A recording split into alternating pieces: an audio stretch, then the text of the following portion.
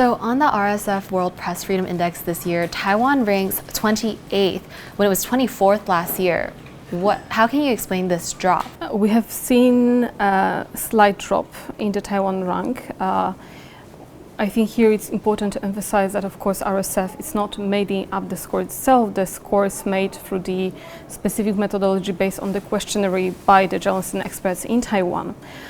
So while analyzing the scores this year, we can see a lot of small changes in the media environment related mostly to the political polarization in Taiwan that impacted the overall score. Taiwan has one of the lowest budgets for the public media, while the public media is still considered as one of the most trustable media outlets in Taiwan. What do you think are some of the biggest threats to media in Taiwan right now?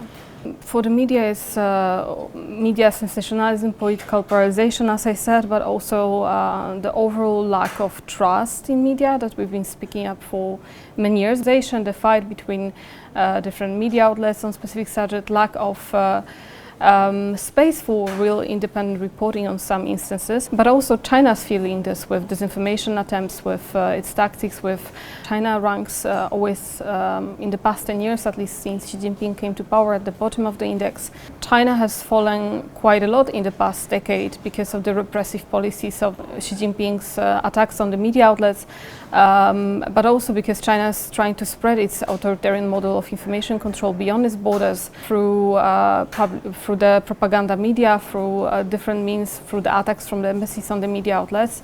And in the past few years, we've seen a lot of visa rejections, other ways that China is kind of driving away foreign journalists from reporting in China.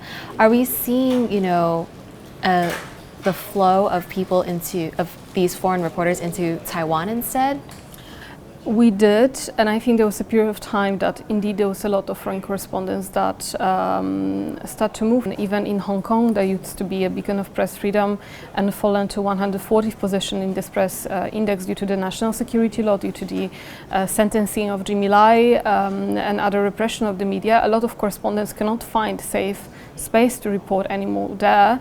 And they do think that Taiwan has some option for them. This is the only democratic and the only free society in the Mandarin-speaking world, and even in Asia-Pacific, one of the last independent, and open spaces for journalists to continue the work.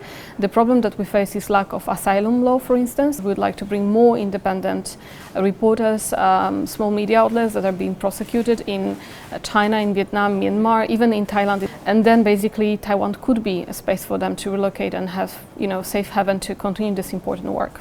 And now kind of zooming out, worldwide on the RSF Press Freedom Index this year, we've noticed a 25-year low. What does this mean? 52% of the countries are right now in the difficult and very difficult situation. Just 1% of the countries is in a good situation, which is marked with the green color. So we see this unprecedented decline of media freedoms.